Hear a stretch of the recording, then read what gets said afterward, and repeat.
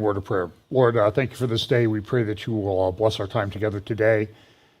Probably pray that you will help us to always keep in mind that regardless of the situation that's in the world, that we have an obligation to live sanctified, holy lives and always be ready to give an answer for the hope that lies within us.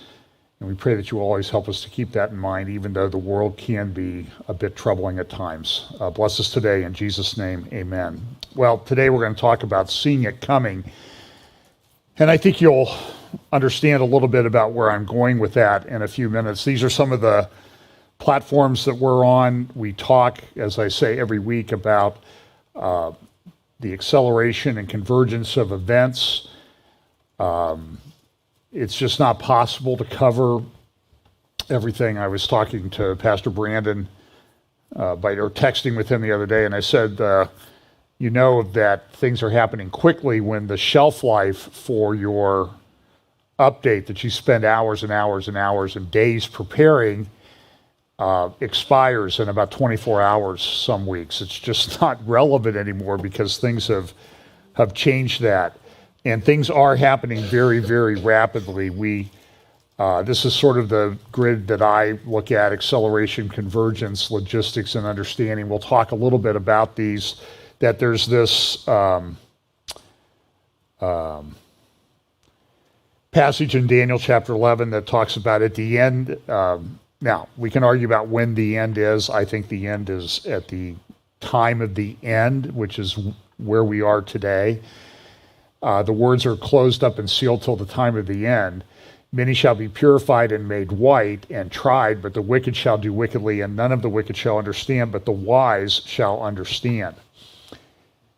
And that's also in Daniel 11. It says, they that understand among the many shall instruct many. Now, this is a chart I haven't used for a while, and the purpose I put it up is not to get into an argument with somebody about whether this last period of time is 7 years or 3.5 years. We know that the Antichrist rule will be 1,260 days. If it's a 7-year period, that's going to be in that last half of period after he goes into he commits the abomination of desolation, which my understanding is based on 2 Thessalonians 2 and Jesus in Matthew chapter 24 and Daniel in Daniel chapter 11 and elsewhere, that he will go into this temple, this holy place, and declare himself above all that is called God. And then he will rule for 1,260 days. And he'll have opposition. There will be people that will attack him. But the other thing is, and this is kind of I don't know if it should be, but it is a controversial area. We see these seals, the 7-sealed scroll that's open in Revelation. And the first 4 are, the white horse, the black horse, the red horse, and the pale horse. And there's things associated with them. For example, I believe with I'm trying to remember exactly the phraseology that's used in the all right, where did my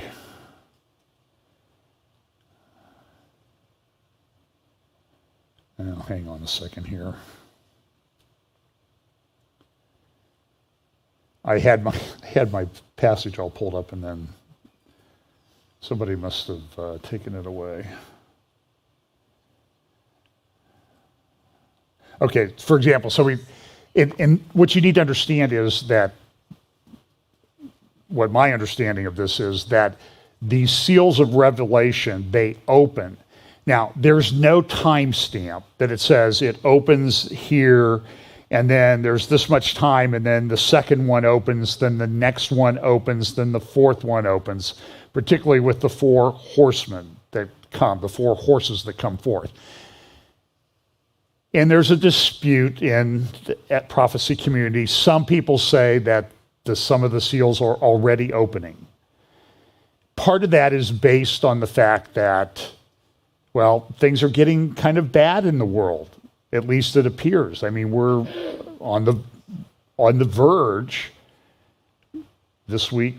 people I read and talked to said this was far worse than the Cuban Missile Crisis. I remember that. I was 8 years old.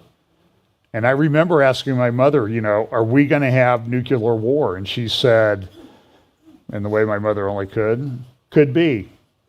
Deal with it. Go crawl under your desk if you want to, or your bed. No, she didn't say that. But it was stressful. I could see the stress of my parents. I could see the stress of adults around me, as we didn't know whether there was going to be thermonuclear war. And this week, I played you clips of Putin 5 years ago. I saw Sergei Lavrov, and I saw Putin this week saying, we'll use nukes if we have to. Now, the West doesn't seem to be willing to do that. That's why they don't want to get into that kind of a battle. But Putin says that he will do it. And I believe him, unfortunately. But understand that these seals are the way they open, and then the effect of them are progressive. For example, it doesn't say that the first seal opens and everything in the first seal happens, then the second seal opens. So, let's just read the passage. And I saw when the Lamb opened one of the seals, and I heard, as it were, the noise of thunder, one of the four beasts saying, "Come and see." This is Revelation chapter 6. And I saw, and behold, a white horse, and he that sat on him had a bow, and a crown was given unto him. And he went forth conquering and to conquer. So do you see how the wording is used there? He goes forth conquering and to conquer. That's a participle, that implies that this happens over a period of time. It's not like the seal opens and he's conquered everything. You understand? They're wars. And then you see when he had opened the second seal, I heard the second beast say, "Come and see." And there went out another horse that was red, and power was given to him that sat thereon to take peace from the earth, and that they should kill one another, and there was given unto him a great sword. And when he had opened the third seal, I heard the third beast say, "Come and see." And I beheld, and lo, a black horse, and he that sat on him had a pair of balances in his hand. And I heard a voice in the midst of the four beasts saying, "A measure of wheat for a penny, and 3 measures of barley for a penny, and see that thou hurt not the oil and the wine." And when he had opened the fourth seal, I heard the voice of the fourth beast say, "Come and see." And I looked, and behold, a pale horse, and his name that sat on him was Death, and hell followed with him. And power was given over them, over the fourth part of the earth, to kill with the sword, and with hunger, and with death, and with the beasts of the earth. And then it goes on to describe the fifth seal, and the sixth and seventh. But my view, and by the way, I disagree with a lot of people that say that the fourth seal, the pale horse, a fourth of mankind is killed. I do not read the text to say that. It says, and power was given over them, over the fourth part of the earth, to kill with sword and with... So the power is over the fourth part of the earth. And the power is up to execution and killing with the sword. It's also interesting in Revelation chapter 6, verse 4, that it talks about the red horse, and power is given to him that sat thereon to take peace from the earth, and that they should kill one another, and there was given unto him a great sword. Now, the word there, the Greek word, has a meaning, and I'll take you back. The meaning of the word is, it can mean like a dagger. It can mean a short sword or a really long sword. But I'm just going to suggest to you, and I don't know that this is what John had in mind, but this is a animation. I've played this starting probably almost 3.5 years ago. This is a hypersonic missile that Russia has developed. And Putin this week was saying, I might use hypersonic missiles. I have hypersonic missiles, and you have no defense to them. And the answer is, and by the way, this is sort of where you look, this is these missiles hitting Florida, which was done back in 2018 when a certain president lived at least part-time in Florida. And so this was an announcement that he made at a big annual meeting, and people cheered, clapped and cheered, we're going to take out these places. And honestly, the US does not have a defense to hypersonic missiles. Russia doesn't have a defense to hypersonic missiles.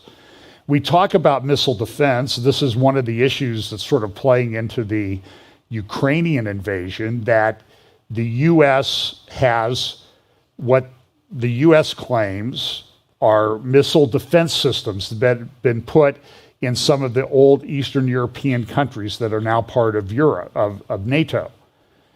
Putin views those as offensive weapons.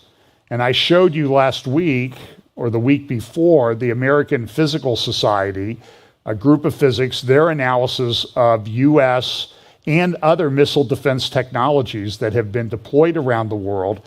And their conclusion was these things don't work. If North Korea, if we did put our best missile defense system out there right now, and North Korea unleashed four ballistic missiles, it would completely overwhelm anything that we have. So if the missile systems don't work, then maybe Putin is correct that they're more of an offensive weapon that's being put there, and he doesn't like that on his border. And because some of these are very close, 100 kilometers or so from some major Russian cities. And we'll talk a little bit about that. But it's interesting that the name of the missile, the hypersonic missile, is Kinzhal, which means dagger. Now, this could be just mere coincidence. It could also mean that somebody in the Kremlin or the Russian Ministry of Defense thought, we're going to get all those Bible prophecy teachers really upset, and we're going to use the word dagger because we know that that's the way that the Greek word there, a great sword, could be interpreted. And so they're going to get, this is apocalyptic, this is the third, the red, the second seal, the red horse. But sometimes these things are not coincidences. They happen this way. So we need to be careful. But so going back to my, hang on a second here. Not sure what's going on here.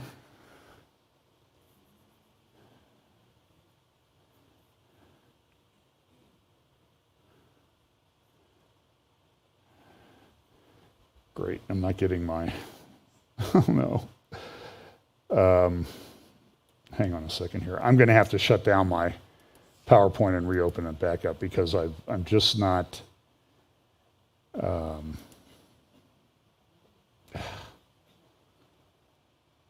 Okay. It's not operating the way that it should be. So so these seals, when they do open, they open, but it may be that the ultimate impact of everything that will happen because of that seal, there we go,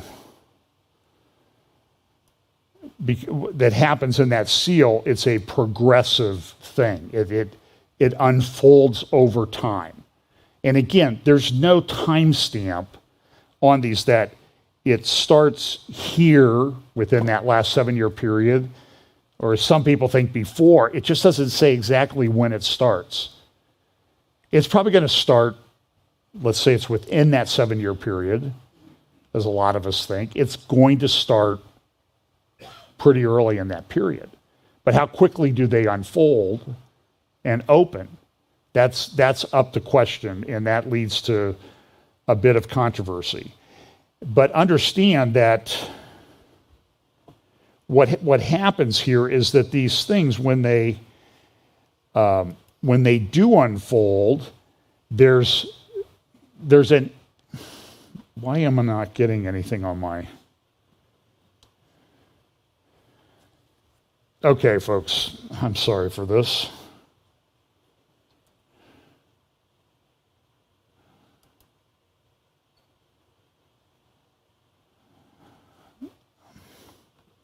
Brian, do you have any signal back there for the video?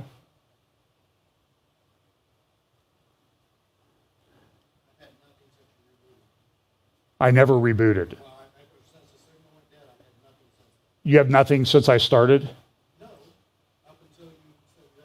Okay, I'm going to reboot my computer, folks. So I'm going to talk here for a moment. And I did not, you don't need to know all that.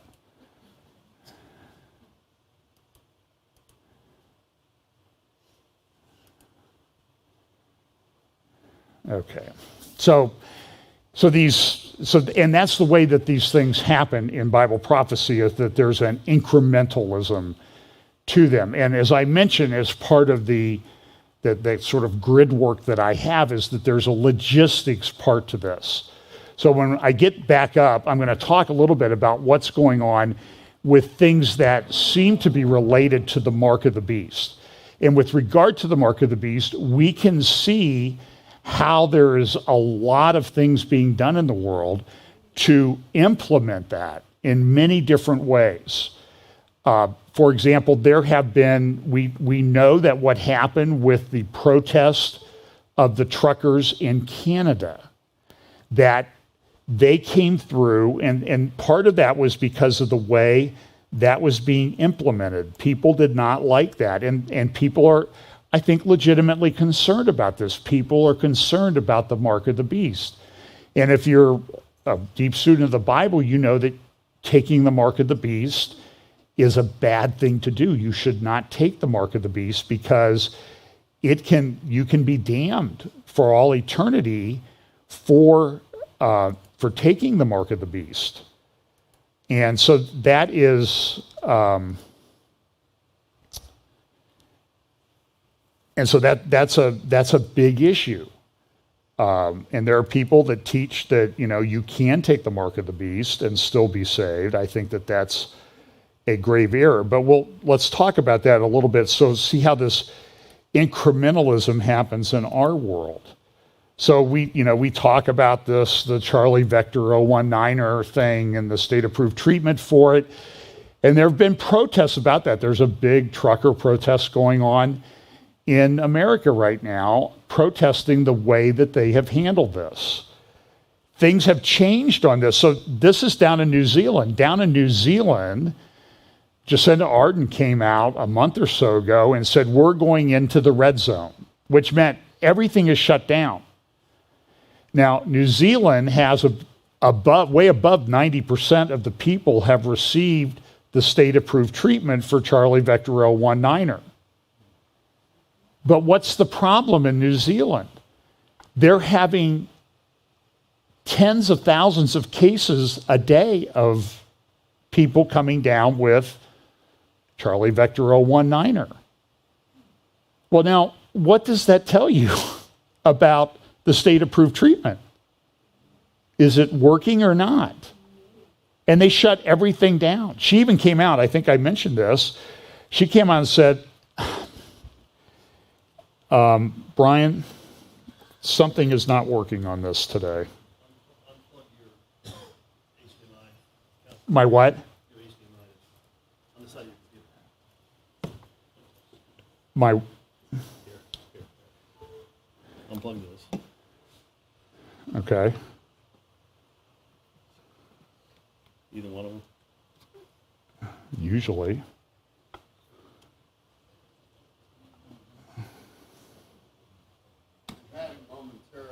All right. Put it in the front one, closest to me. I'm going to flip it over and put it in the front one. I have another one of these back there. I'll bring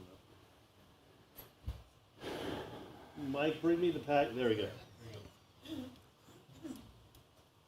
We have a backup one back here. Okay.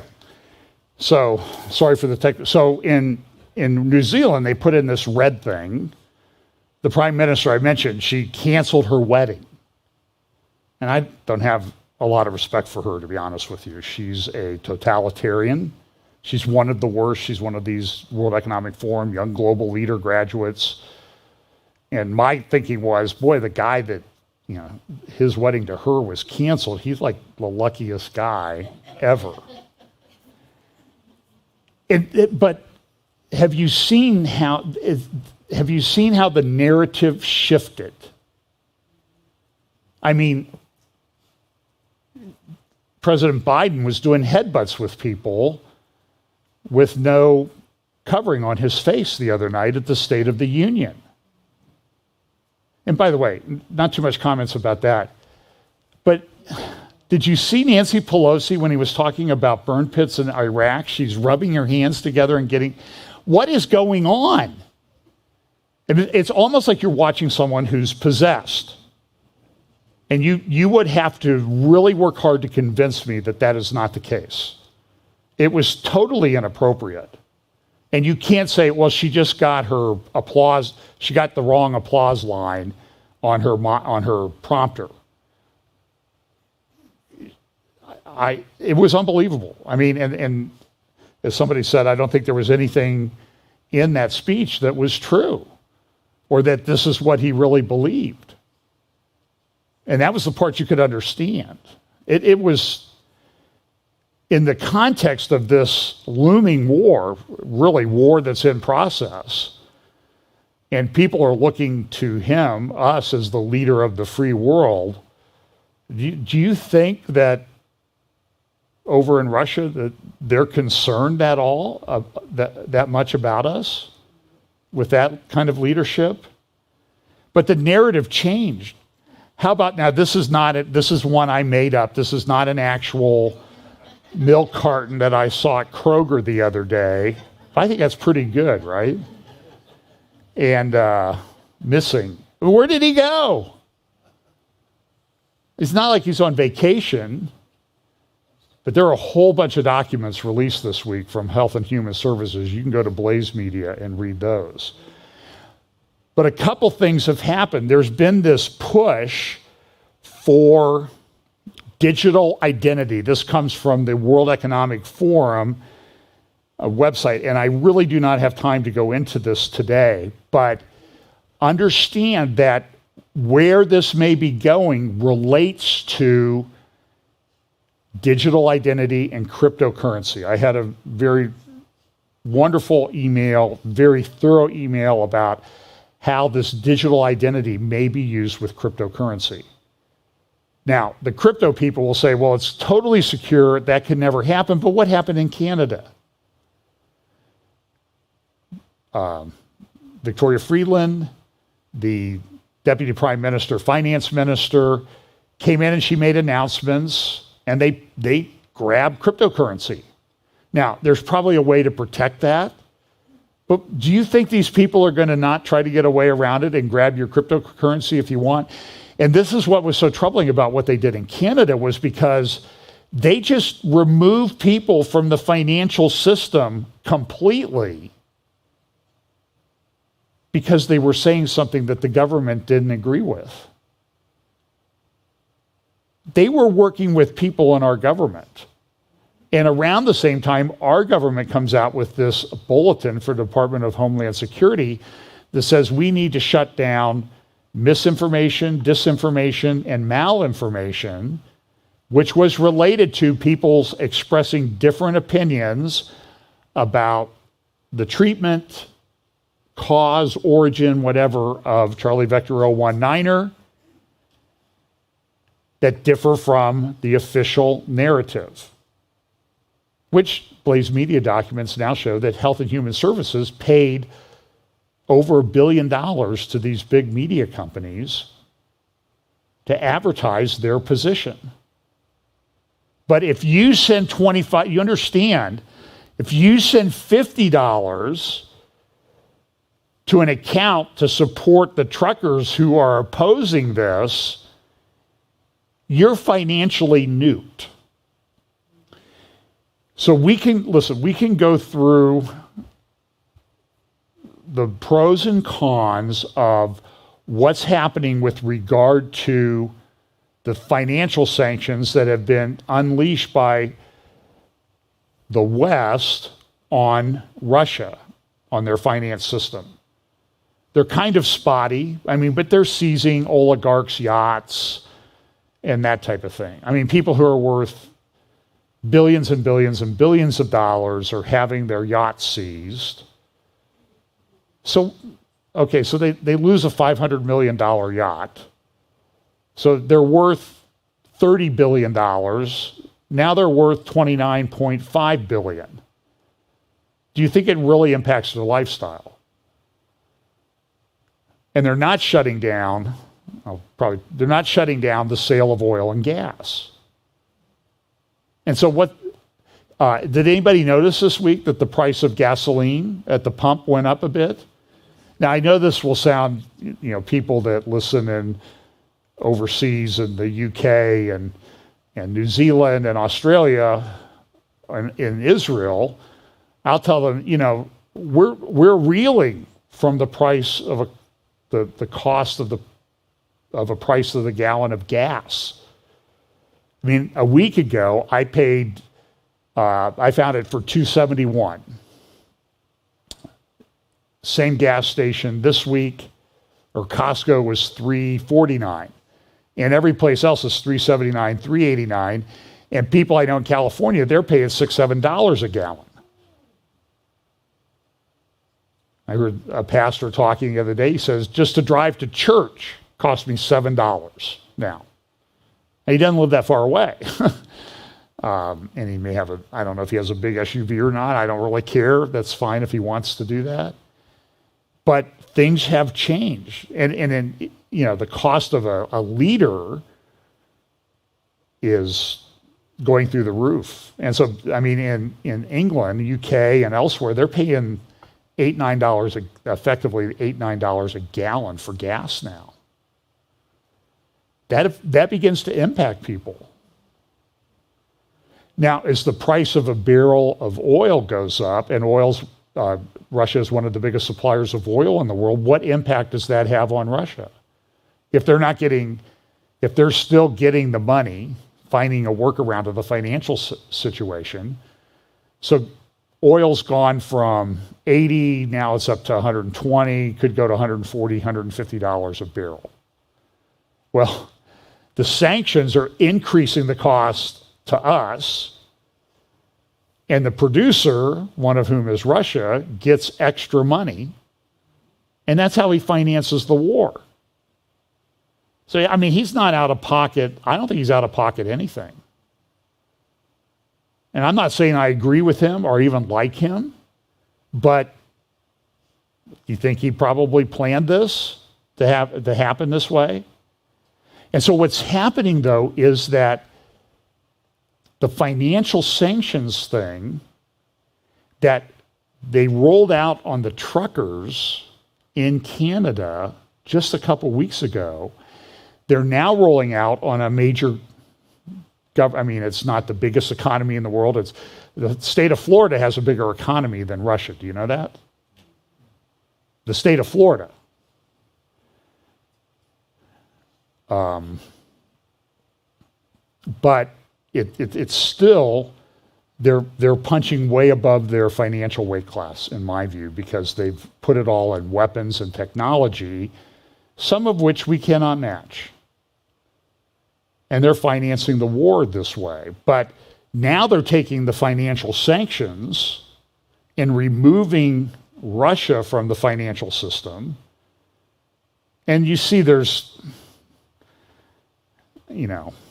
basketball teams are not invited to tournaments and that sort of thing. Like, I'm sure, President Putin is sitting there, I'm going to stop what I'm doing because the boys, 16 and under basketball team is excluded from the international basketball championships.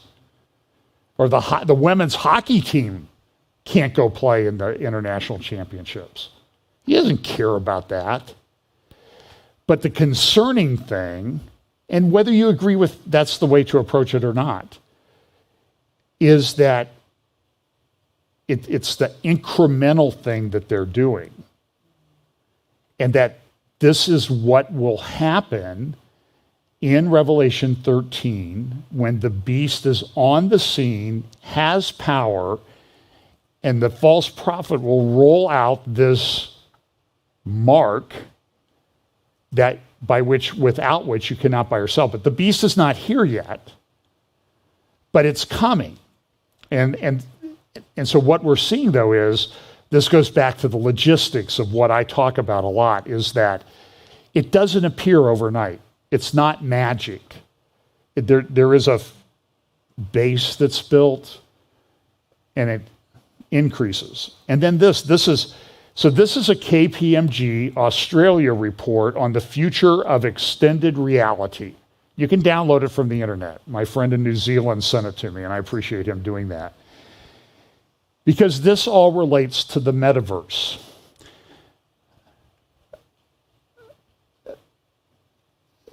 I'm still part of a law firm, and so I watch what goes on in law firms. And I can tell you this, everybody says, oh, the metaverse, it'll never happen, it's not that big a deal.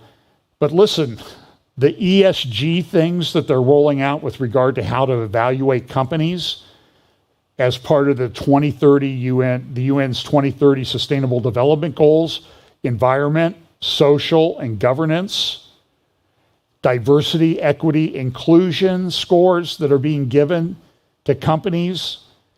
This is all being rolled out at the same time, and law firms all over have practice groups. So what's a practice group? A practice group, or I think they're calling them service lines now.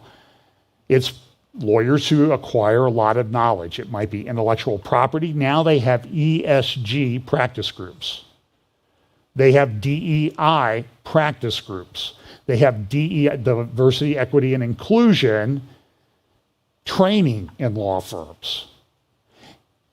Now you're coming into, here is KPMG, a big international accounting firm and financial consulting firm, that's saying the future of extended reality. They're starting practice groups in law firms for the metaverse.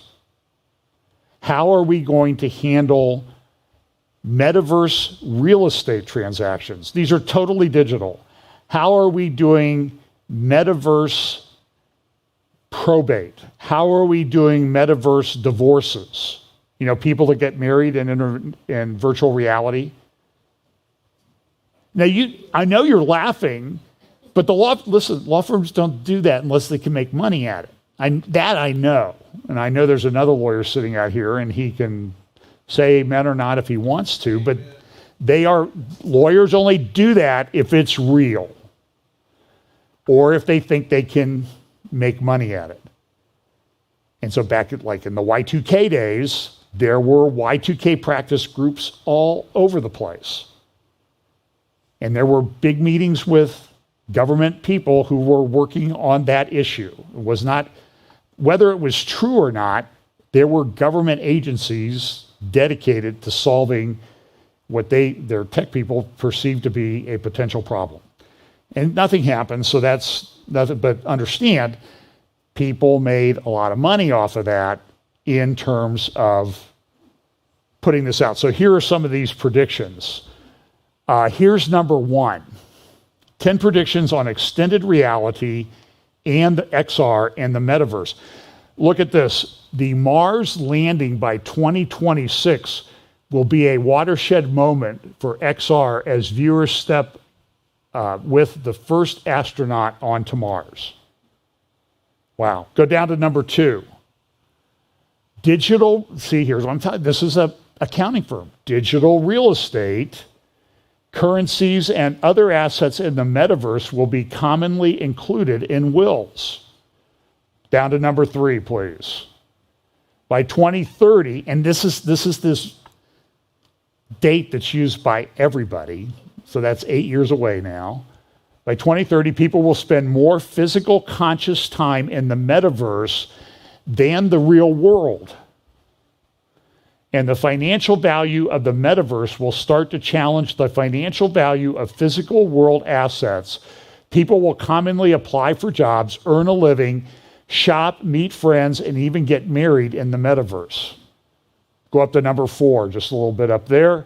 By 2030, the flat screen keyboard and a mouse will disappear and be replaced by wafer-like glasses and contact lenses for spatial collaboration across the multidisciplines. A new control interface will evolve, and I'm telling you, you will get my trackball when you pry it from my cold, dead fingers, okay? I love this thing. had a partner, and she goes, what's that ball thing for? And she's trying to, I said, use your thumb. It's what separates us from the lower, the apes. And she just could, bless her heart, could not figure it out. By 2030, here's 2030 again, customer service will be delivered by digital humans for shopping and other activities and remote support with overlaid information and XR. Number 6, by 2030, synthetic data generated from simulated worlds will guide robots to problem solve and save humans from high-risk work. No more falling off my step when you deliver a package. Number 7, access to higher education will become more democratized and delivered on a virtual campus with digitized assets such as museums as a service. Let's hope. Do you think higher education is going to improve when this happens? They'll just say there's probably going to be less accountability. Number 8, by 2030, human thoughts will be able to be tracked, recorded, and influenced with XR and brain-computer interfaces, giving rise to privacy-focused regulation. Brain power will be used for decision-making rather than for memorization. So, hide his word in your heart will become something that's not necessary. And folks, go out to Beach Road, south of 161, New Albany, and drive down that road someday. Have any of you done it? Drive down the road and see the big server farms out there. And understand to the west will be Google spending $2.5 billion.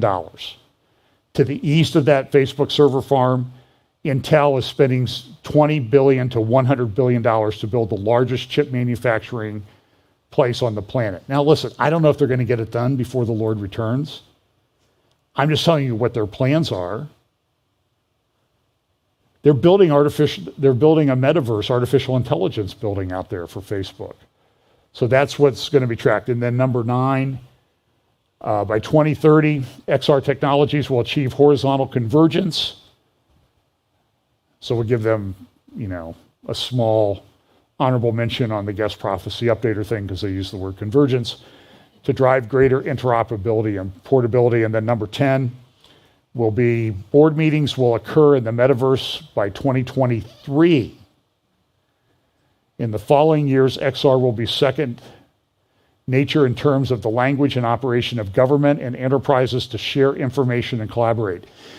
Do you see how the whole thing that's happened over the past 2 years has accelerated this? Everybody's having Zoom meetings now.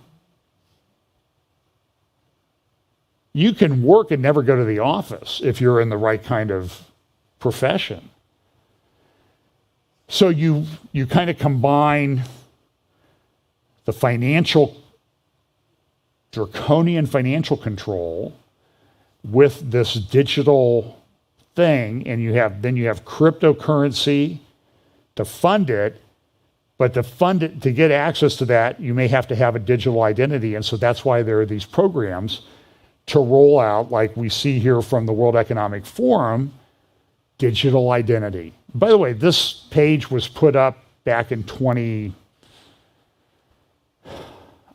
2019. I did a thing on this website on April 1st, 2020. So this is what's going on. Well, let's look at some of the things going on in the Middle East. So I'll mention this. This is kind of related. So we know Israel has these great gas fields off the coast near Haifa, in the Mediterranean, Leviathan, Tamar, Dalit gas fields. There's a dispute as to where the border goes. Lebanon says the border should go sort of up to the left, straight out. Israel says no, it should go up that way. And there's a fairly significant chunk of Mediterranean. Well, now here's the problem is there's a lot of a big gas field in that area. Nobody's drilling there. Lebanon needs the money. This is a constant source of complaint. There have been meetings over the past month with Amos Hochstein, who's the energy czar for our State Department. This is a big deal to people. And now we live in a world where gas resources, Russia may just cut it off and say, we got enough money, we'll get by. Sort of like Turkey's the water czar of the Middle East. Turkey, one of the leaders of Turkey once said, hey, you guys drink your oil. We'll buy it from you, but we'll keep our own water. And there's been some, I believe, state inaugurated droughts that have occurred. I mean, there's a major drought occurring along the Euphrates River now. Turkey can shut off the flow of that river. And I think they could probably shut off the flow of the Tigris River. Now we know it also says in Revelation that the Euphrates will dry up. Is that a miraculous thing, or is that just sort of somebody shutting off the overflow gates at the dams in Turkey? We'll see. So here's another map about that. And so Nasrallah and some of his interviews and that type of thing has mentioned this. In this interview on February the 8th, he said that if Israel attacks Iran, Iran would retaliate directly in a hard and violent fashion. While this is going on, I'll talk a little bit more about this when I get into the sanctions thing, but these talks in Vienna, Austria are going on about the Iranian nuclear deal, the new JCPOA. And what's the impact having on Iran? What's the impact that this Russian war, everybody focused on Russia, is having? What's Iran doing in response to that? We'll talk about that in just a moment. I have a couple clips that I want to play for you. So if you want to understand, this is, Nasrallah, he's always out there. This is a February 16th address that he did. And he said, now we have the technology and know-how to turn missiles into precision missiles into manufactured drones locally. And they're being funded by Iran. So what do you think is going to happen in the near term with Iran? Are they going to back off? Or are they going to do what our transportation secretary said the other day? And no, I can't. I'll play it in a minute. Russia is also doing this. This is what happened in Russian airspace. They were flying patrols with Syria along the Golan border. Now, were they doing that to send a message to the West about intervening in the Ukrainian war? This happened back in January, about 6 weeks ago. Or were they sending a message to Israel? In some respects, they might have been doing both. Some people, there's a dispute as to what they're doing. This is a great article from Alma Research and Education Center. You can find them, Alma Israel, that there's really this one front strategy. What do they mean by one front? Everything is a front with Israel. Everything is a war front with Israel. And so there's this, Israel's trying to get this economic corridor, and Iran's trying to get their access through all the way from Iran to the Mediterranean. And that's a battle that's going on that's not often fought out in public. Okay. Turkey is funding things in Jerusalem that are not helpful.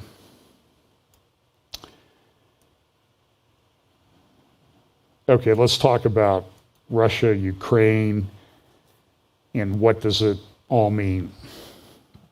So this is the country of Ukraine. That's a pretty big country. If you go from the furthest east part to the furthest west part, it's, I'm going to guess, 850 miles. It's a big country. I'll show you on a map a little bit more. And so Russia took over Crimea back in 2014. There's this separatist controlled area. Originally, this is what Putin said that he wanted to do. I want to take over that. Those are Russian ethnic minorities, Russian-speaking minorities there, and you guys are trying to kill them. And there's, I think, reports I've seen about 14,000 people killed in that area. I think it's on both sides. I don't think it was all Ukrainians killing Russians. I mean, because the Russians are lobbing artillery shells at Ukraine as well. But Donbass and Luhansk regions. And so at the beginning of this invasion, Putin came out and said, those people have declared themselves separate and independent. We recognize that, and we're going to go protect them because they've asked us to help us out. There's also pretty good evidence Russia's doing a strategic takeover of the entire coast that Ukraine has with the Black Sea. They're moving down to the left of Crimea. That's where Odessa is there in that harbor area. They're moving on that. They've effectively got a land bridge now all the way from Russia through the separatist-controlled area down to Crimea. There are important port cities there in southern Ukraine to the right of Crimea, which is the Sea of Azov. That's under the control of Russia now. But here's the Black Sea that you can see. Here's a little bit more of a zoomed out map so you can see Moscow's up there in the north in the middle. See Israel down here in the south. You see Turkey in between. So the question becomes that everybody has. Everybody talks about Ezekiel 38, Gog of Magog, and Meshach, Tubal, and Rosh. And is this Gog Magog? Is Russia Magog? And is Putin Gog? Now, there are different views of this. Some people think that there in the north of Syria, along the Mediterranean, up into Turkey, is where Magog was. So, because when Ezekiel wrote this, he would have thought that this is the northern part. This is the heights. It's a mountain. I want to be very clear when I say this.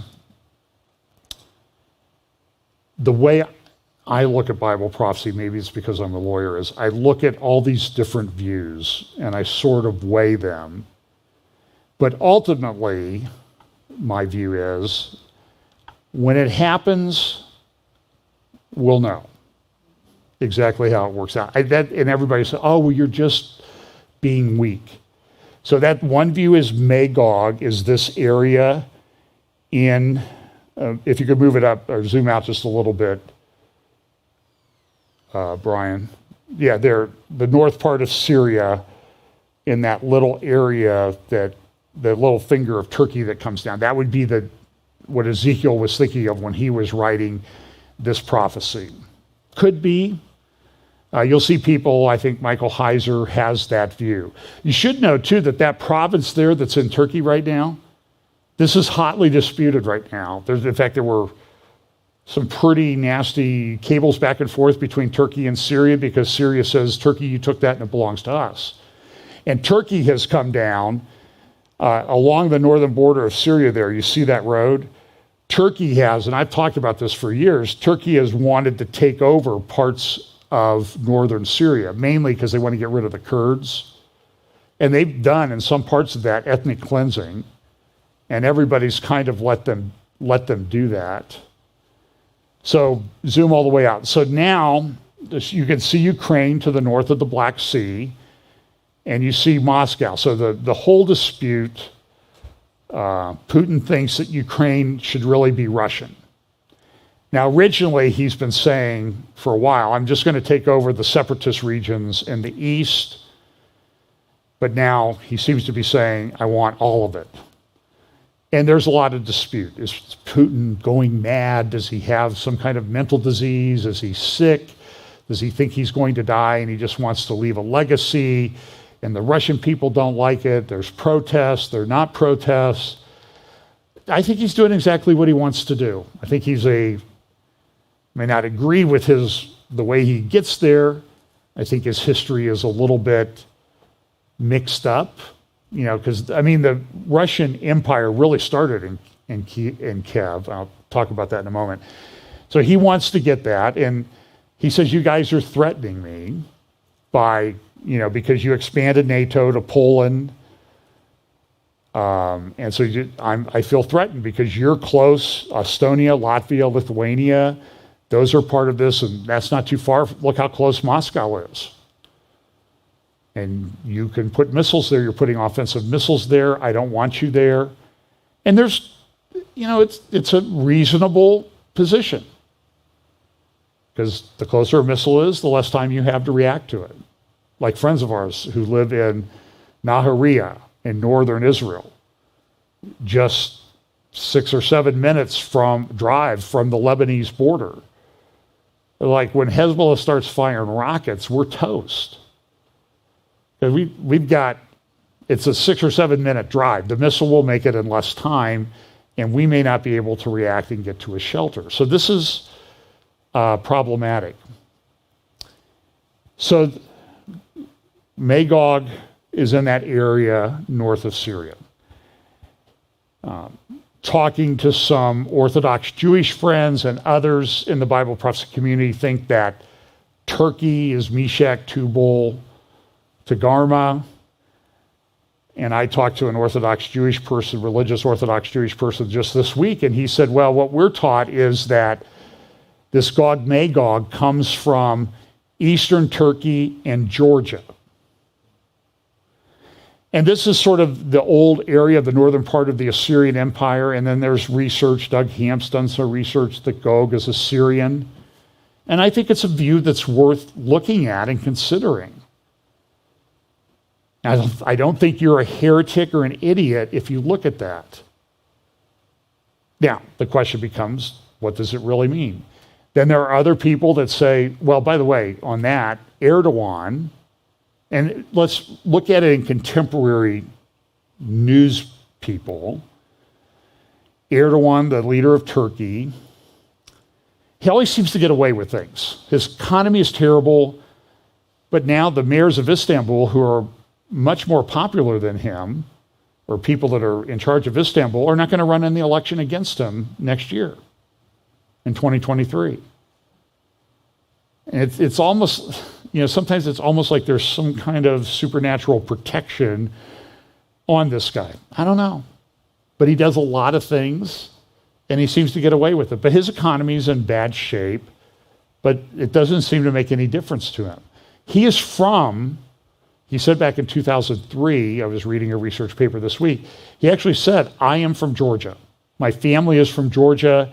And then they moved in the right part of the Black Sea on the southern shore. There's an area, that's where his family came from, moved to Istanbul, and that's where he was born.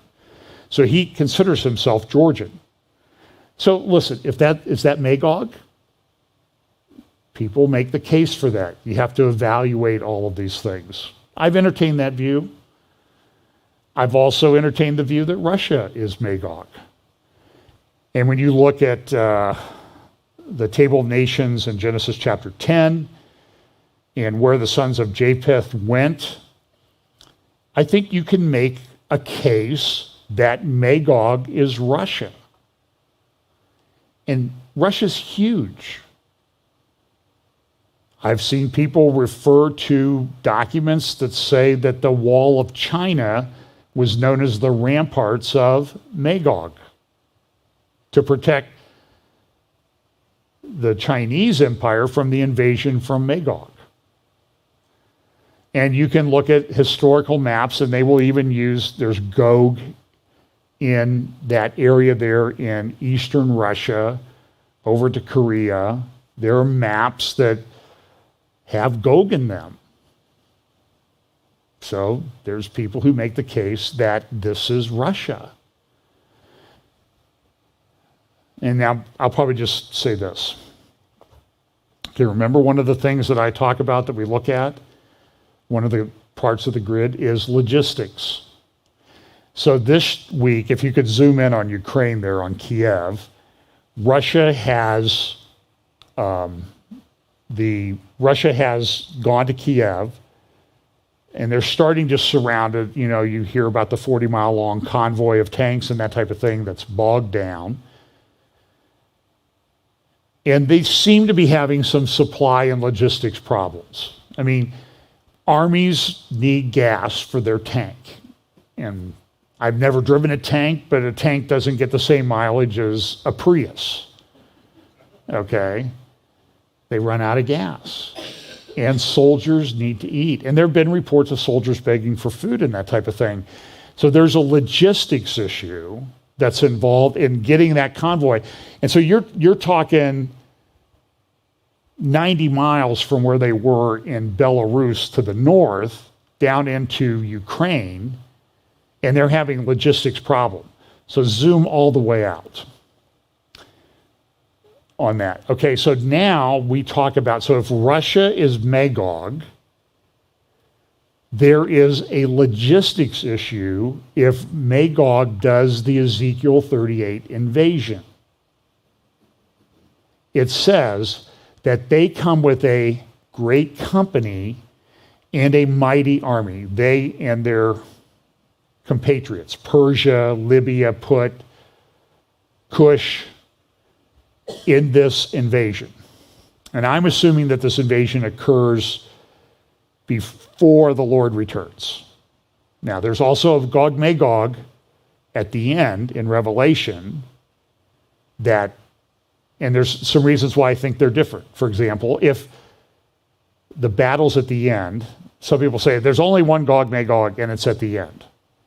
Well, there's a principle about dual fulfillment of various prophecies. There's also some details in the Ezekiel 38 and 39 passages about, for example, at the end, that Gog is buried. Some people say, well, it's just Armageddon, but the Gog is the Antichrist, but the Antichrist isn't buried. We know in Revelation the Antichrist is thrown alive into the lake of fire. So there are a lot of these little details, and what I'm trying to say is that all these details are going to work out, and we'll say, that's exactly what the Lord prophesied. Until then, we're sort of in this trying to understand as much as we can. Watching it unfold, if we're in the Word and we understand the Word, it will happen. And then it also says that the weapons are burned for 7 years. And I'm not sure why that would, I can see how that might happen from this final period of time and Armageddon, whenever it happens, into the millennial kingdom, but I don't understand why they would be burning weapons at the end of the millennial kingdom into eternity. That just doesn't square with me. So there's different reasons, and they're technical reasons, and we'll see how it plays out. But listen, you can make the case that Russia is Magog. Now everybody's saying, well, now this is Gog Magog. This is Gog Magog happening. No, it's the mountains of Israel. And if you go from, let's say, from Kiev to the Golan Heights, there's two ways to go. As you notice, there's the Black Sea there. So you either got to go across the Black Sea, but tanks don't really do well in water. Okay, they have a tendency to sink.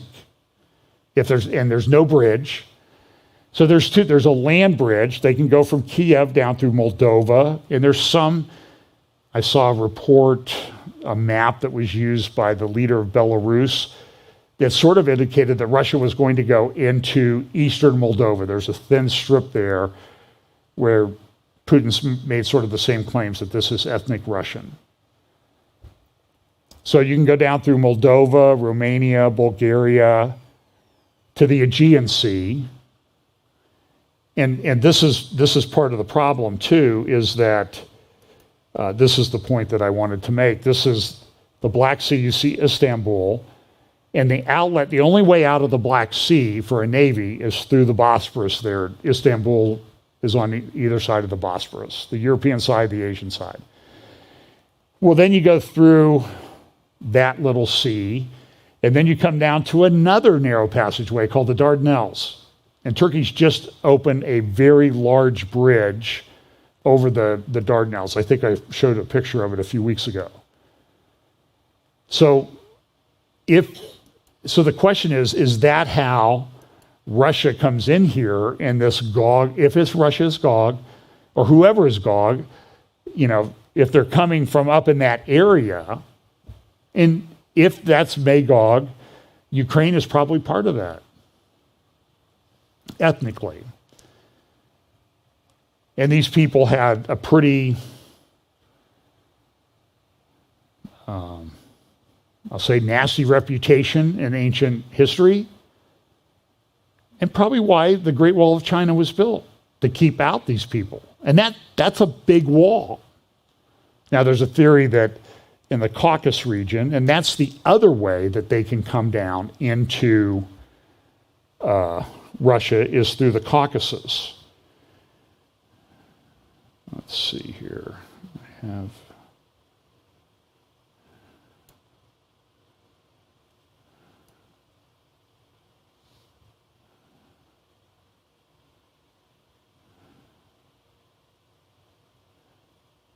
Well, this is what happens when you don't feel good on Saturday and you don't get all your slides in order. So the Caucasus, that's where Georgia is, Chechnya, and Russia did a thing this week. They had Chechnya since they invaded Ukraine. They had a big problem with Chechnya back in the 90s or early 2000s. They went into Grozny and just leveled the place. I mean, leveled it. The pictures of what happened in Grozny are remarkably similar to the pictures we see now coming out of Ukraine. They're just bombing apartment buildings.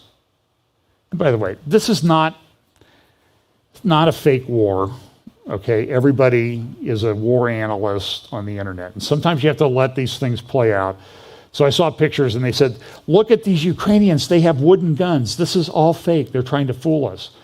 No, those were pictures of Ukrainian people training civilians, and they were using a wooden gun to show them how to handle it rather than a real gun. Sometimes there's a perfectly simple, logical explanation for this. And everybody says, oh, well, it's all fake. There's no war. They're doing, and I'm sorry, there's a real war going on. Real people are dying. And if Russia comes in like they've threatened to do, this, pray for the Ukrainian missionaries and mission agencies that are trying to get people out and that sort of thing, because it's going to be awful. So the other way for Russia, if it's Magog, to come down would be, sorry, here, hang on a second here. France and South Korea have also got evacuation. I'll tell you. The phone is so sensitive. Is through the Caucasus. But the Caucasus are this huge mountain range. That's where Mount Ararat is. It's like 18,000 feet high. There are a bunch of other peaks there that are 18,000 feet or 19,000 feet high. It's hard to get a tank up and down mountains like that and through valleys. So that's a land bridge thing, but that's a logistic thing. And if you want to go from Ukraine to Georgia, there's a city there called Tbilisi, and some people say, well, that's Tubal. Tbilisi, Tubal, they sort of sound alike. Could be. But that distance to go around the top of the Black Sea and down there, that's like 800 miles. And then when you get to Georgia, and Russia's taken over a couple provinces in Georgia back in 2008, South Odessa, and the other one begins with an A, that's up along the Black Sea, because they were ethnic Russian. So Putin has been very consistent for 20 years as to how he's done things. And it's sort of like, why did nobody believe him when he said, well, I don't like Ukraine, I don't like what you're doing in Ukraine, and we have ethnic Russian areas. We have ethnic Russian area in this little sliver of Moldova, he claims. Why do we not believe that he's doing everything that he's said for years that as to what he's going to do? But that's a very difficult, and then from Georgia down to Israel, that's 900 miles. So that's 1,700 miles. So think of the logistics. A 40-mile convoy of tanks has issues. What's a 1,700-mile convoy going to do on logistics? So that's all I'm saying is that's why I talk about logistics. Now, maybe it's a different kind of army. Maybe this is the end of tank warfare because they're giving Javelin missiles to the Ukrainians and they're taking out a lot of tanks. Because every tank can be hacked. And their tanks are not as good as the American M1 tanks. So that's the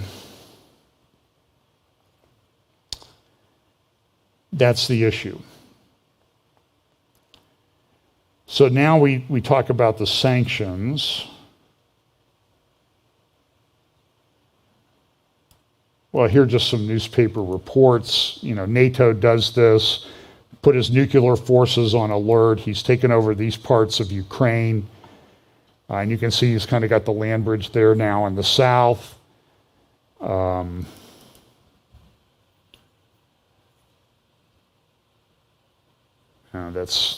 That's for another time. And the UN this week, they voted to condemn Russia. And here are the this is the vote, 140 in favor, 5 against, 34 abstentions. Here's the UN vote at the General Assembly. And then here's a map. So the green is what voted to condemn Russia. The red are the ones who did not. You see, Syria did not. They voted against condemning Russia. The green voted to do it. The yellow abstained. And look at look at where the countries are that abstain. So United Arab Emirates, I believe, voted to condemn them, but other countries in the Mideast did not. So that's a good map to show how things are going.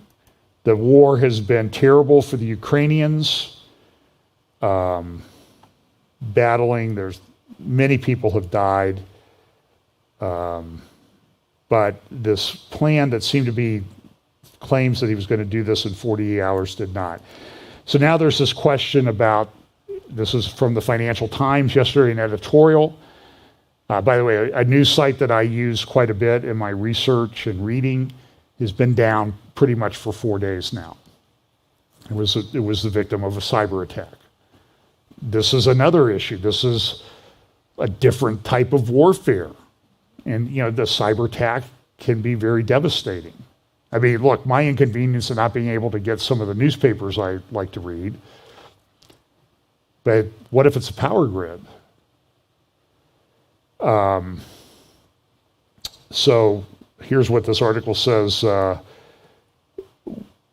wondering whether a similar chain reaction might occur as a result of Western sanctions on Russian institutions. We are dealing with pipelines here, financial and real. One analyst told his clients, if you jam the flows by making Russian banks unable to receive and send payments, you have a problem. When a tri-party clearing bank did not return cash to money funds for fear of ending up with an intraday exposure to Lehman. They compare it to what happened back when Lehman Brothers collapsed. So a lot of people say, well, the solution, I talked about this 4 weeks ago on the East Med pipeline, the East Med pipeline, well, Israel can just sell gas to Europe. That'll replace what they're getting from Russia. But that's the problem, is in that trench there between Cyprus and Crete, that trench is that they have to do a pipeline through is 3,000 meters deep. That's a pretty significant depth to operate at and to engineer. So they're not going to do this. And so the estimated time to build that is 5 to 10 years at a cost of $6 to $10 billion. Now the question becomes, and I played you the clips of Amos Hochstein from the US State Department and other analysts in Europe, we don't want fossil fuel stuff anymore. You won't get an ESG score if you're a bank financing a pipeline for fossil fuels. We don't do that. Well, that just elevates the power that Russia has, and Iran. Turkey, they want the pipeline to go across them because they'll get a cut. There's talk about, this is an article this week in the Jerusalem Post, can Israel become Europe's gas supplier? And the answer is maybe, maybe not. But right now, the East-Med pipeline is not happening. And then other people say, well, we can go down here to Egypt, which has port to, and there's a pipeline from Israel down to Egypt, and they can do liquefied natural gas. And we'll just ship it to Europe. Well, that requires what? Ships, right? There's a shortage of ships. Qatar has a tremendous liquefied natural gas capacity, but all their gas over in the Persian Gulf is spoken for a while. They have long-term contracts. And also, what's easier to attack if you're a terrorist or you want to do damage? A pipeline that's 3,000 meters deep in the ocean? That's pretty hard. Not about the only person that could do that maybe is Russia and the United States. But a ship, that's a whole different thing. You got one hypersonic missile hitting that baby and you got a big bomb. I remember back in 2002, I was working a lot, spent a couple hundred days a year in Boston on a case. And then one day I had a little extra time, so I thought, I'll take the ferry across from Rose Wharf over to the airport, across Boston Harbor. And I had some extra time, I had an extra hour. Well, I didn't know that when I get halfway across, the boat has to go back almost to shore, and I can't get off because they're bringing in a liquefied natural gas ship through the harbor there because they're afraid of terrorist attacks. So I sit on that boat for like 2.5 hours. Now I barely make my flight. But see, because terrorists could attack that, that's the point. And now Iran is using this to its advantage. And then this is Pete Buttigieg interviewed on MSNBC on the 11th hour the other day. Hey, what about replacement gas supplies? And listen to what he says. Rising the Keystone Pipeline, working something out with Iran. I mean, look, the president has said that all options are on the table, but we also need to make sure that we're not galloping after permanent solutions to immediate short-term problems where more strategic and tactical actions in the short term can make a difference. Okay, so she says, well, what about, can we redo the Keystone Pipeline? That would replace the Russian oil gas we're getting. Well, that was shut down day one of the Biden administration. And I always like when some of these people in the Biden administration, they're asked a question, it's sort of like they're waiting for, they're searching their hard drive to find the answer that they've been programmed to give, because you can kind of see this, you can see the wheels turning in there a little bit, if they're turning at all. And so the sanctions going to work? Who knows? The other thing that you're seeing is, this is from, I think, Seth Frantzman. He's done some great analysis recently. Is Russia's doing war? How does that translate over to Israel? What's Israel going to learn from that? This is something else. This is related to what I did at the beginning.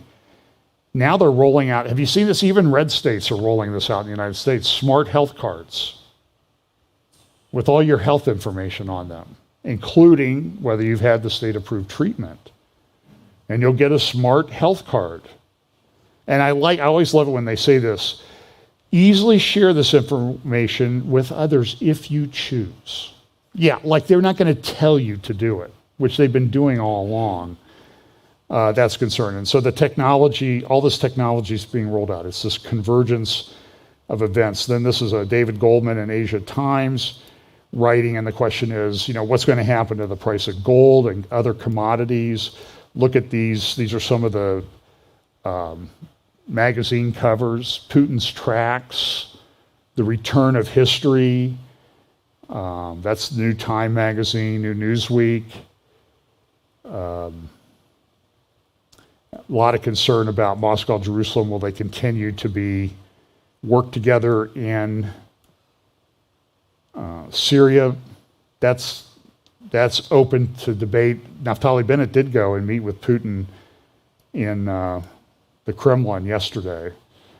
Not a lot of information as to what they talked about, but they're trying to continue that cooperation where, look, we can take out Iranian missile targets. And that may continue. The Russian embassy sort of indicated that it would. Another good article that I think plays into Bible prophecy, Saudi Arabia, whether they're going to join the Abraham Accords, a big article in the Atlantic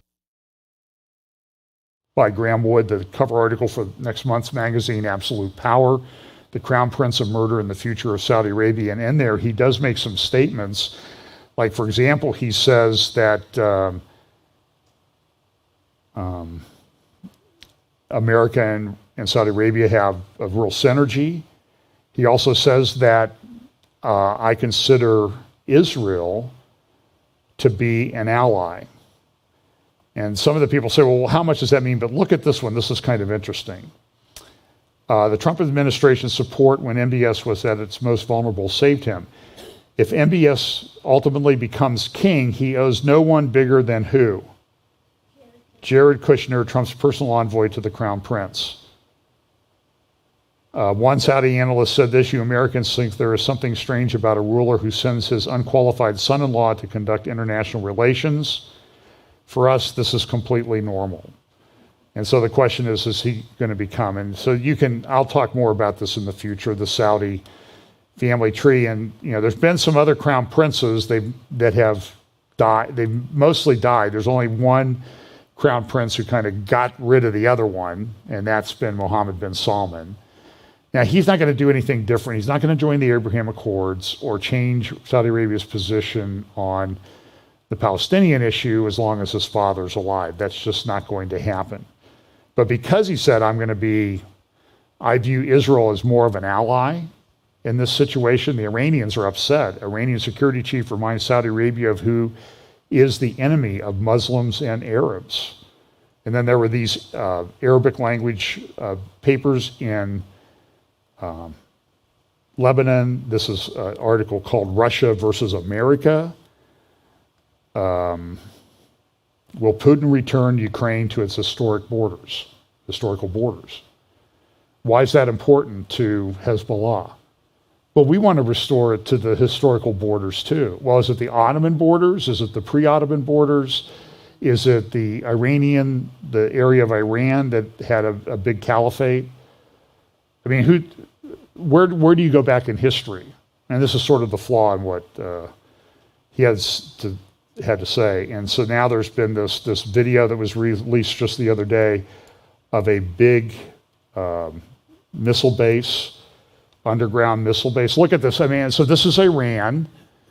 And so this is how there's sort of a synergy here about how warfare changes.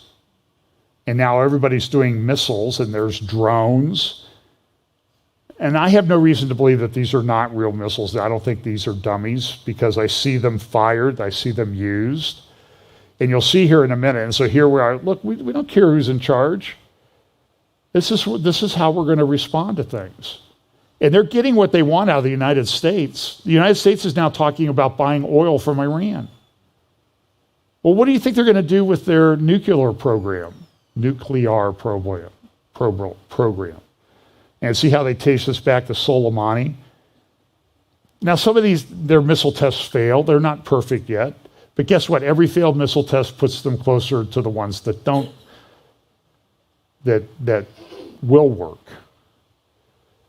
So you see here's the Martyr Wall that they have in these underground missile bases, Soleimani on the left and some of the other Iranian martyrs. And then they're going to show how they launch multiple drone missiles. They have they're almost like racks of drones that they launch. Should be coming up here in a moment. So this stuff's underground. This stuff is hard to bomb and get at. I mean, this is pretty big. Look at all the big trucks, missile launchers. that type of thing they have. And then you'll see, I think the next segment or next clip is the drone launching. I forgot how long these guys were. Somebody, there you go. You see the rack of drones there? And then you'll see how that's taken out and they launch those. And then this is sort of clips some of the other things they do. They have like a picture of the Israeli reactor at Dimona that is talking about it. That's you'll see it destroyed here. It's a model that they made up. And they're sending a message about this is what we can do.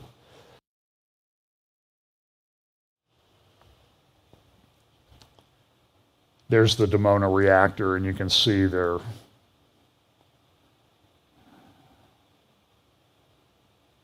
We need to hire them to do some of our prophecy update graphics.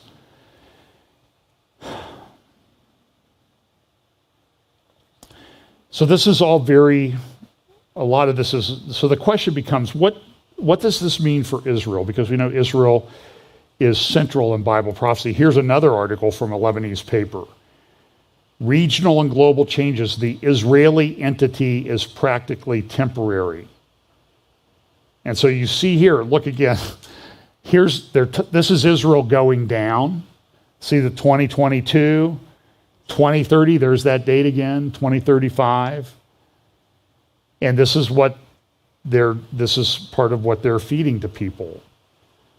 Munich Security Conference had a thing. Zelensky spoke at that. Their key points were that we need to come together in unity. In fact, here's the title of it, Unity in a Time of Upheaval. Guterres was there and he said this, I am often asked whether we are in a new Cold War. My answer is that the threat to global security now is more complex and possibly higher than at that time. And we sit here and we say, well, how did all of this happen? How did we just get here? There's a great article in the, here's financial, or London Times, gas is still flowing. Good graphic from the financial, I think this is from the Financial Times, London Times, about Putin. Here's an article in Wall Street Journal yesterday. Ukraine has accused Russia of using thermobaric weapons. These are one step below a nuclear weapon. So I would not, when Putin says he'll use thermonuclear weapons, I would believe it. These weapons are devastating, and there's some allegations that he's already used them in Ukraine. And this is a historical, you can stop the video and freeze this if you want to look at it, sort of a historical map of how Ukraine came into being. And, part of it was Russia gave it to Ukraine under Lenin gave some of it back, Khrushchev gave some of it back. And Putin's now saying, listen, I want it all back. And so this article in yesterday's Wall Street Journal, the two blunders that caused the Ukraine war, that's sort of a historical map of what it looked like originally. You see the Black Sea there, the original kingdom. And this article is very good if you can find it. I'll try to put a link in the show notes. I don't know if it'll work because it's probably behind a paywall, but we didn't believe Putin. Putin was upset. And things were done, like last year, there was an agreement signed with Ukraine saying they're going to become part of NATO. That triggered Putin. Now, the question is, is his response. This is from The Atlantic, Putin's new Ukraine essay. In response to that, he wrote like a 5,000-word essay sort of going through the history of everything, which he recounted in his speech on February 21st. And the question is, what do they want to accomplish? So here's my map on the Caucasus. You see how that mountain ridge in through there. Very high ridge. That's the areas of Georgia that Russia took over. Seth Franzman has a good article in Jerusalem Post. Friday, I think it appeared, how the Russia-Ukraine war could might lead to conflict in the Middle East.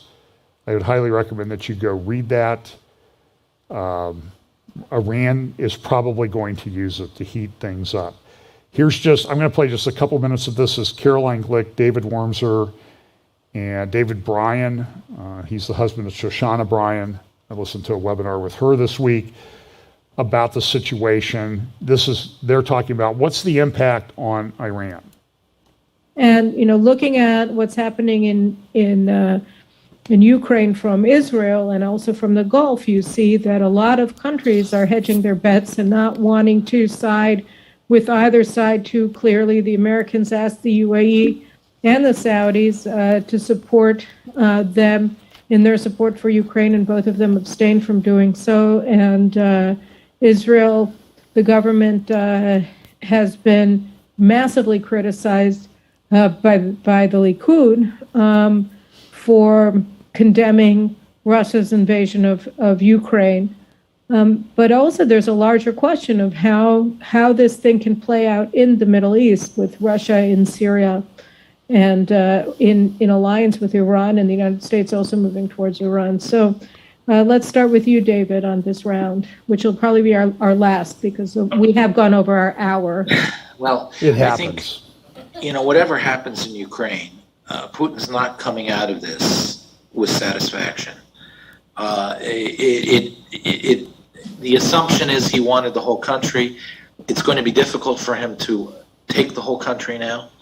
And this is a man who understands the power of perception of strength.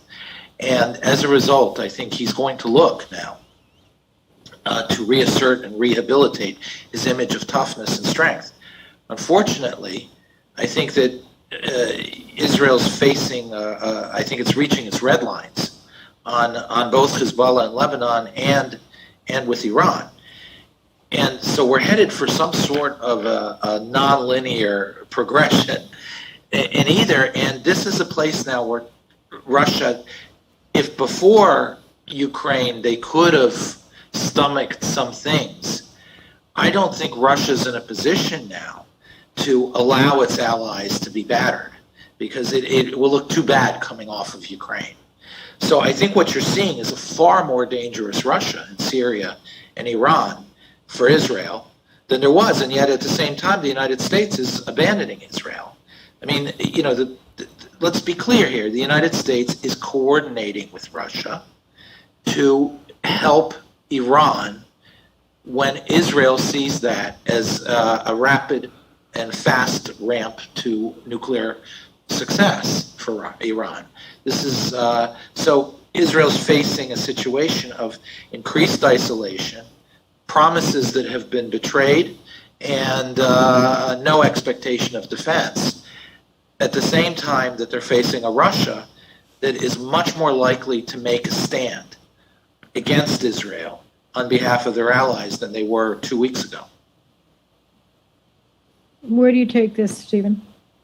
Stephen Bryan, I'm sorry. I was just thinking that if I were the Saudis or the UAE, I wouldn't be very happy either. I mean, it seems to me because they're fighting a very bad war in Yemen, where they're not doing very well, and probably have very little prospects of being other than holding the line. They can't do much more. It's because the Iranians keep feeding the missiles and the UAVs and everything else, the suicide drone. So you can go to Caroline Glick's YouTube channel, episode 41, excellent hour and a half. Give her the guest prophecy updater title this week. David Wormser, assisted by Stephen Bryan. And remember, I participate in briefings with a group called IDSF, the Israeli Defense and Security Forum. I was contacted by them through a friend to help set up, so I've gotten a number of pastors and Bible prophecy guys to get these. We've had a couple briefings now. We hope to do them weekly, maybe even more as the situation goes. They're retired IDF officers, reserve officers, retired officers, and then also people from Shin Bet and the Mossad also participate with the group. So we had our second briefing the other day, and General Amir Avivi, the founder of IDSF, he made the point that, listen, and this is something I've talked about for 7 years at least, that Russia has a demographic problem. They have a low birth rate. Germany has a low birth rate. Britain has a low birth rate. There's a demographic wall that people are running into. And when you kind of layer that with Bible prophecy, I think it makes it more likely to happen in the near term than far out or far away time, a long time away. But you also need to know that Russia has a Muslim problem. Muslim birth rates are 2.5 to 7 in their communities. And so now General Avivi said, which confirms what I've been saying for a long time, is right now Russia has 25% of its total population is Muslim. Now, how does that play into whether somebody comes against Israel? You understand? I've said that. I've been saying that for 20 years. And now the demographics support it. 40% of the Russian army is Islamic, Muslim. 40% today, right now. And so in the briefing, he also had on Anat Hochberg, Marone, I think her name is, Dr. Anat, we will call her. She's a terror expert.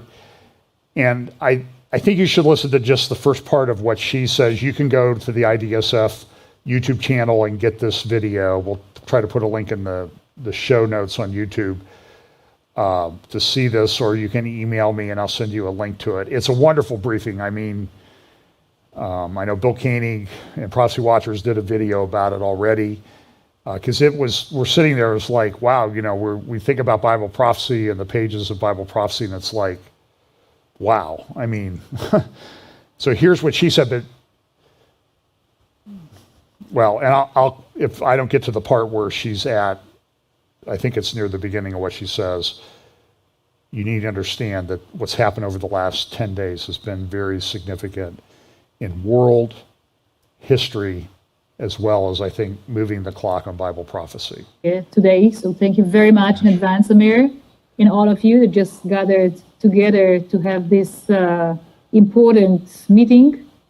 I would like to share with you something that just happened 10 days ago, if I'm not wrong, or 9 days ago, because I don't have the hours and the time already, because almost I don't sleep so well lately.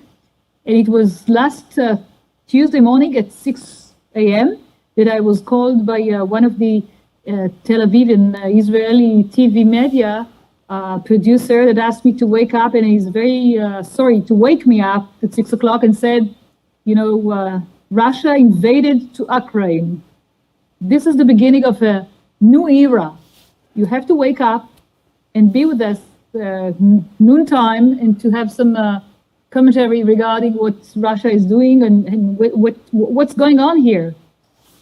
And I must share with you this experience, which just shows us that the address is on the wall for a couple of months or years. And I think the West, all of us in the West, may be, I would say it very cautiously, but would say, put it forward, are the kind of maybe ignorance or a time of illusion that Russia does not have any intention to invade Ukraine. And I would put it straightforward. Russia is planning for 20 years. It's a very detailed plan, strategic plan, not only to conquer Ukraine, but I would say it's again cautiously here, to have a turning point in the international order and to, I wouldn't say topple the hegemony of the US, but to change the international order. And it's a lot more, it's wider and very complicated issue. Once we have to wake up and see, like a wake-up call, and see that what we had 10 days ago, it's not what we have today, and not what we are going to face in the near future. And if we look at the strategic way of attacking Ukraine, we all witness some kind of aggressive and I would say, militaristic, nihilistic way of occupy with conquer, I would say, Ukraine, and put aside all the international law and all the stuff and all the other issues concerning the international norms, laws, etc., etc. It's an aggressive way to put a new world order and to expect from the West to understand what's going on here. I know it's very tough to maybe to grasp it, maybe to digest it, but from my point of view, as more than 20 years of academic research, Russia, the West, and China as well. I mean, the geopolitical hegemony entities in the international order. I would say that, from my point of view, it's not a surprise. It's more than it. It's a surprise. We are in the West do not understand what's going on. Well, you can go get that. I would highly recommend you listen to Dr. Anand. She was just absolutely wonderful, as was General Amir Avivi in his comments. I mean, you heard what she said. The world, somebody called her and said, Russia invaded Ukraine. We are in a new era. You need to wake up and get out of bed. Because the world we knew when we went to bed last night, it's a different world order now, and that is part of what Putin is doing. He doesn't want Ukraine. He wants to break NATO. So what happens to NATO? Well, maybe NATO will shrink, but NATO's not going to do anything. Germany has like 50 tanks that work. Russia has 12,000, or did have 12,000. I mean, nobody's going in there physically to rescue the Ukrainians. And Ukraine has its own problems. We could set a laundry list of things that they've done bad. But there's innocent people, Jewish, Christian, and otherwise, that are getting killed.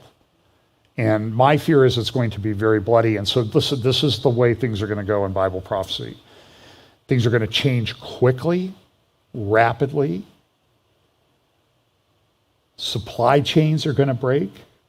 Wheat is going through the roof. Somebody asked me the other day, should I go store up some food?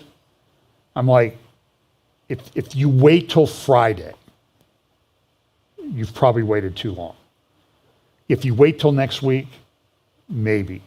And I'm not trying to be an alarmist, but I'm just telling you, this is the reality of the world that we live in. We live in a world where the existing order of the world, you know, America's a great superpower and liberal world order hegemony. It's over. It's over. And now there's a battle.